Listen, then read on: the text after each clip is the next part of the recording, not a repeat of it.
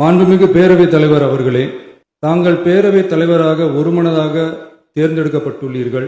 தங்களை இந்த ஆசனத்தில் மாண்புமிகு பேரவை முன்னவரும் எதிர்க்கட்சி தலைவரும் தங்களுடைய கரங்களை பிடித்து அழைத்து சென்று அமர வைத்தார்கள். இந்த சம்பிரதாயம் எப்படி வந்தது என்று சொன்னால் சுவாரஸ்யமாக இருக்கும். பெரிய வரலாறு இச்சம்பவத்தில் உள்ளது. இங்கிலாந்து நாட்டில் உள்ள பாராளுமன்ற நடைமுறைகளை போன்றதே நம்முடைய பாராளுமன்ற நடைமுறைகளும். மன்னராட்சி இருந்த காலத்திலேயே அங்க பாராளுமன்றம் இயங்கியுள்ளது.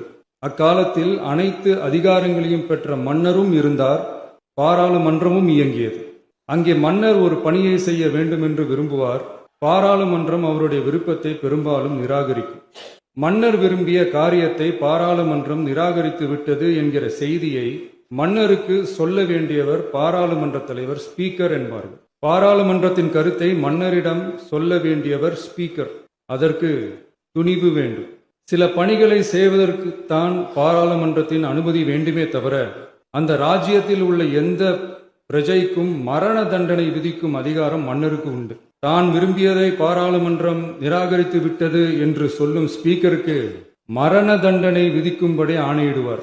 தலையை வெட்டி விடுங்கள் என்று ஆணையிடுவார்கள். இது பலமுறை நடந்ததால் யாருமே இந்த ஸ்பீக்கர் பதவிக்கு வர விரும்ப மாட்டார்கள். எனவே புதிதாக பாராளுமன்றம் அமையும் போது ஸ்பீக்கர் பதவிக்கு ஒருவர் அறிவிக்கப்பட்டவுடன் அவர் உடனே தலை தப்பித்தால் போதும் என்று ஓட்டம் பிடிப்பார். அணை முன்னவரும் எதிர்க்கட்சி தலைவரும் அவரை தடுத்து நிறுத்தி அவர் கைகளை பிடித்து இழுத்து வந்த ஆசனத்தில் அமர வைப்பார்கள். இதுதான் அந்த காலத்தில் இருந்து வந்த மரபு. ஜனநாயக முறை ஏற்பட்ட பிறகும் இம்மரபு தொடர்கிறது. நிச்சயமாக தமிழக வெற்றிக் கழக உறுப்பினர்கள்